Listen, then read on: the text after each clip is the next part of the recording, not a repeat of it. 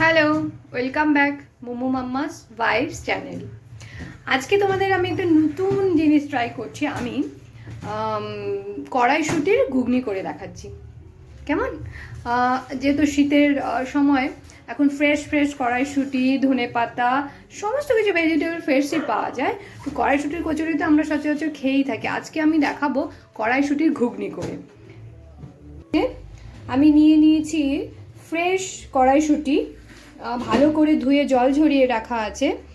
আর লাগছে একটা পেঁয়াজ কুচু, আলু ডুমো করে ছোট করে ডুমো করে কাটা, পেঁয়াজ, টমেটো কুচি, লঙ্কার কুচি, আর একটা শুকনো লঙ্কা, একটা তেজপাতা, আদা বাটা 1 চামচের মতো, আর ধনে পাতা কুচি, আর সার্ভ করার সময় একটু লেবু ছড়িয়ে একটু চাট মশলা দিয়ে সার্ভ করবো, যাতে ব্যাপারটা একটু চটপটা হয়।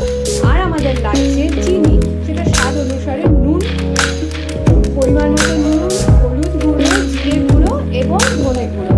আর আমি একটা মশলা দেবো, যেটা আমার করা রয়েছে, সেটা হচ্ছে ভাজা জিরে আর ভাজা ধনে একসাথে শুকনো খোলায় ভেজে সেটাকে গুঁড়ো করে আমি জাস্ট ছড়িয়ে ওটাকে নামিয়ে নেবো। চলো তাহলে শুরু করা যাক রান্নাটা। আমি কড়া গরম হতে দিয়ে দিয়েছি। আমি রান্নাটা করবো সর্ষের তেলে, তোমরা চাইলে সেটা সাদা তেলেও করতে পারো। আমার কড়া গরম হয়ে গেছে, এখন আমি ঢেলে দিচ্ছি এখানে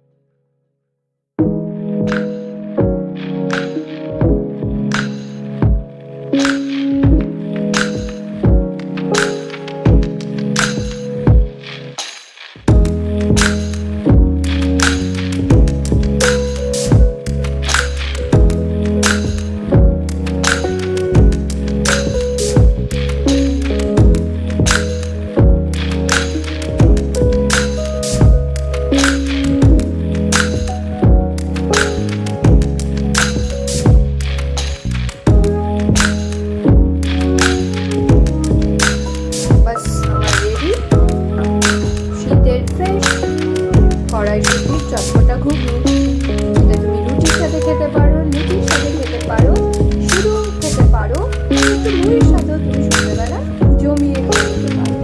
আমার রেডি গরমা গরম কড়াইশুটির চটপটা ঘুগনি। দেখো দেখতে কিন্তু ব্যাপারটা বেশ জুসি হয়েছে না?